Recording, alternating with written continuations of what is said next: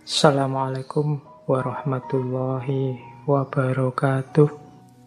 Baik, kita lanjutkan sekarang. Kita mulai dengan prinsip-prinsip etika tanggung jawab.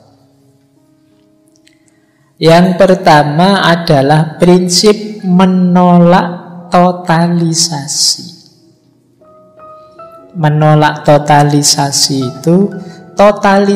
itu mudahnya menganggap semua orang sama dengan perspektif kita.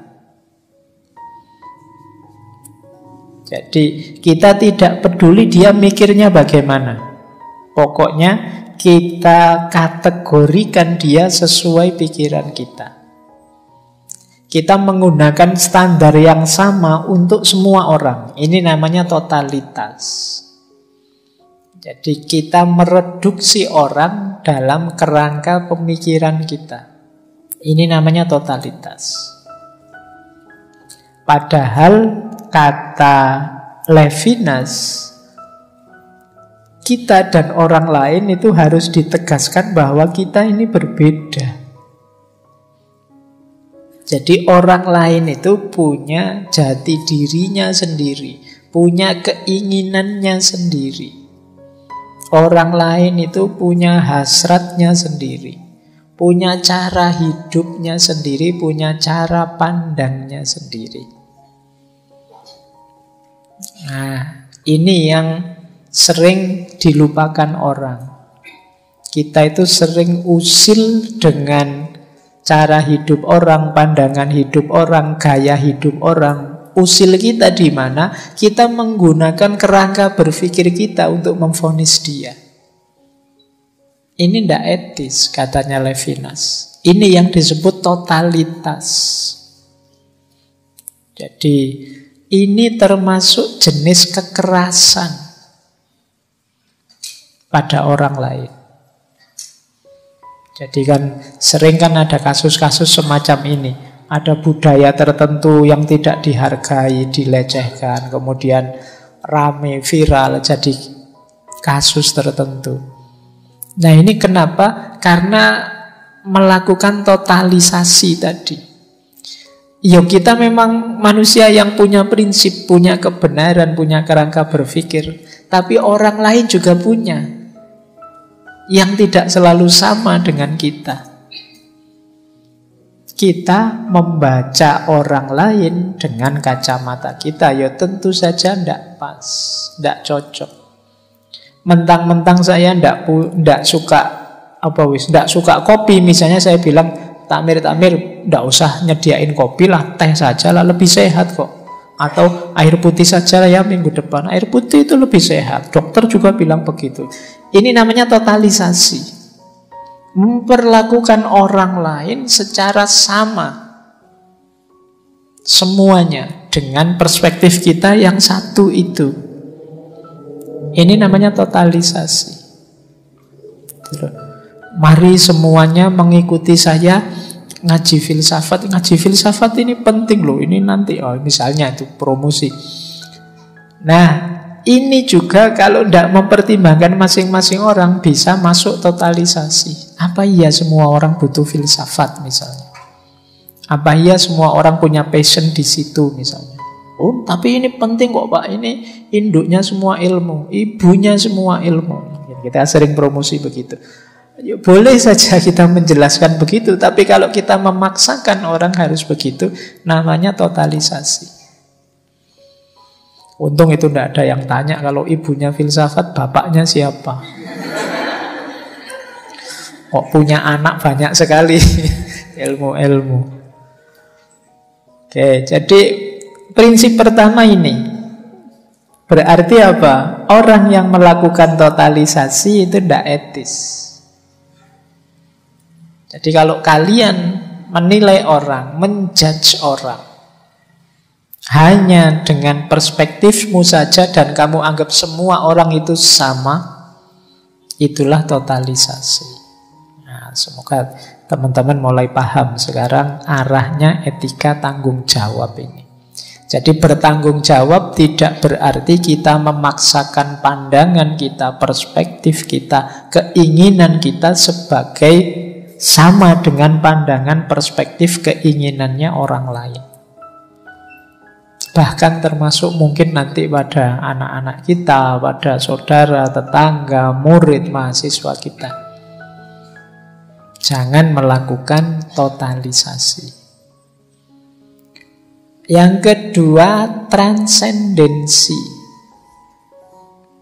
Kalau totalisasi tadi mungkin lebih menghargai dia. Kalau transendensi ini bahkan lebih jauh dari itu. Jadi, aku keluar dari diriku tidak sekedar untuk menyeberang. Menyeberang itu trans. Tapi juga untuk naik. Makanya istilahnya transendensi. Naik maksudnya apa? Naik menuju yang lain. Berarti apa? Sekarang aku melayani yang lain sesuai keinginannya, sesuai kebutuhannya, sesuai yang baik menurut dia. Ini namanya transendensi. Transendensi itu ya seperti tadi, kita memposisi. Kenapa disebut naik? Karena orang lain ini kita posisikan di atas kita. Kita melayani dia dalam tanda petik. Jadi ya kayak tadi loh, ada temenmu ke kamarmu misalnya, kamu padahal tadi mendengarkan musik kesukaanmu, tapi begitu dia masuk, kamu tanya, kamu senengnya musik apa? Oh, kalau saya sukanya koplo. Wah, ini baru murotal diajak koplo. Misalnya, loh itu terus, ya sudah, biar kamu seneng, tak sebentar tak setelin koplo lah. Ini namanya transendensi. Jadi kamu melayani dia, kamu posisikan dirimu di posisi dia. Ini orang baik. Kalau kamu punya teman begitu kan kamu menyebutnya teman yang baik. Ini yang dilupakan oleh para filosof. Baik itu ya berhubungan dengan orang lain. Tidak hanya di luhurnya konsep atau kesenangan yang diperoleh. Tapi sejauh mana seseorang bisa mentransendensi dirinya di hadapan yang lain. Jadi kalian memposisikan dirimu tinggi. Jadi tinggi dalam arti setinggi orang lain yang ada di depanmu. Kamu melayani dia, hadir untuk dia. Ini prinsip kedua. Prinsip ketiga, etika tanggung jawab itu hubungan yang asimetris. Ini menarik. Kita selama ini selalu bilang kesetaraan. Justru di sini Levinas bilang tidak. Dalam konteks kebaikan itu harus tidak setara. Tidak setara tidak dalam arti aku menindas dia, tapi aku melayani dia. Jadi ini kan terbalik, selama ini kita ingin setara, tapi di Levinas tidak. Hubungan kita itu tidak setara. Tidak setara dalam arti aku lebih tinggi, tapi sebaliknya, aku lebih rendah, aku siap melayanimu. Jadi diri kita dan yang lain ini tidak pernah jadi satu. Kita tidak selevel kok. Kamu lebih tinggi, ayo kamu ingin apa? Yang menurutmu baik apa? Aku bantu. Dan kita melakukan ini itu tidak untukku. Aku tidak punya pamrih apa-apa ya. Aku ingin kamu baik begitu saja. Jadi ini yang disebut hubungan asimetris. Makanya tadi saya sebut ini nanti puncaknya tetap ada pada cinta. Jadi ketika kita peduli pada yang lain, ketika kita menomorsatukan yang lain, ketika kita melayani yang lain, ini dalam konteks bahwa aku tidak ada pamrih apa-apa kok. Fokusku memang hanya pada dirimu. Bahkan kata Levinas, haknya orang lain dulukan, aku nanti saja.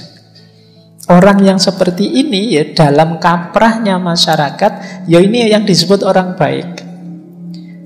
Saya ngambil minumnya nanti sajalah, kalau masih ada sisa biar teman-teman yang lain ngambil dulu. Nah, ini kan sebenarnya kamu berhak, wong kamu datang awal, tapi nantilah mungkin ada yang tidak kebagian, kasihan. Loh, kita menyebut orang kayak gini kan orang baik. Kamu tidak peduli kepentinganmu, tapi kamu dulukan kepentingannya orang lain. Bahkan dia lebih bertanggung jawab pada temannya, pada orang lain tadi dibandingkan pada dirinya. Kalau temannya datang, sudah makan? Belum. Mbok beli makan, tidak bawa uang. Nih pakai uangku dulu, padahal kamu sendiri belum makan. Ini cuma cerita saja. Cuma cerita, tidak tahu kenyataannya.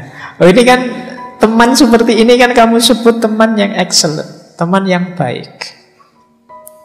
Nah, kayak jadi hubungannya asimetris. Kan yang lain terus bilang, wah ndak adil itu, wah ndak bagus itu dan lain sebagainya. Tapi tetap kamu yang melakukan itu disebut orang baik.